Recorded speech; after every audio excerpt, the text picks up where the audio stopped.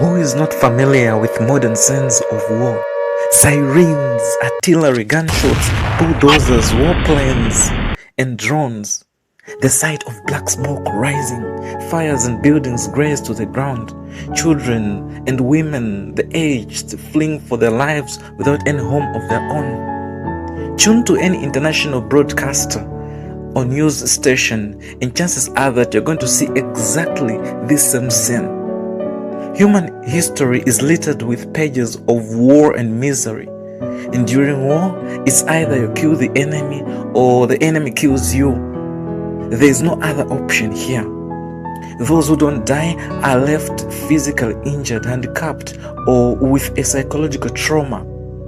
Seeing your friends die on the field, barely escaping a bullet and surviving leaves a memorable dent. We'll return to this, but for now, let us look at psychological trauma. Welcome to another lesson in the series entitled The Power of Hope. Today, we'll look at psychic traumas. What do we mean by psychic traumas? First, let us consider some instances in people's lives that leave a permanent emotional dent and psychological trauma. Let us consider the victims of rape, those who are mistreated during their childhood. In the same way that a serious physical accident leaves permanent marks, emotional traumas can leave after effects for many years. The most visible consequences are manifested during the initial days and weeks following the experience. Reoccurring dreams, passing memories, denial, anxiety, or lack of attention and concentration. In some cases, especially in children, the after effects can be permanent, becoming a strong barrier for healthy mental life. What are some of the effects of past traumas? Well, past trauma can make someone to feel insecurity.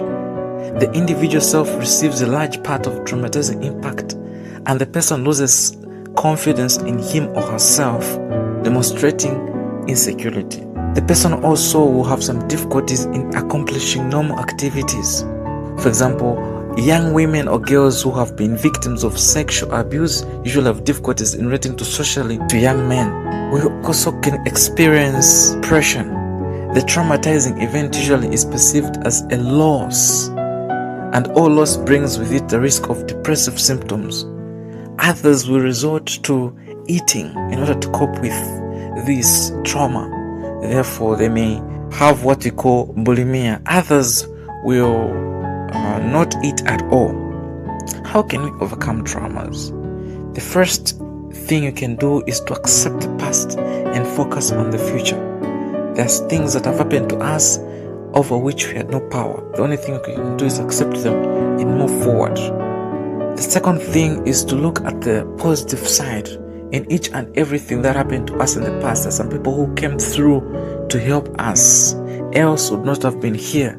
It is important to appreciate those people. The other thing we can do is forgive. Remember that which you keep in your heart as resentment is nothing but something that goes on to eat you up. Therefore, forgiveness is very vital, and it's a very important concept, especially in Christianity. We learn that Jesus Christ taught us to pray like this: forgive us our debts as we forgive those who have done trespasses against us. Now, the other important thing in the cosmic view of events is to understand that the world is a battlefield. We are people that found ourselves in the midst of a battlefield, and you know that when you're in battle, there are always going to be some traumas, things that are going to hurt you. We can trace this battle way back.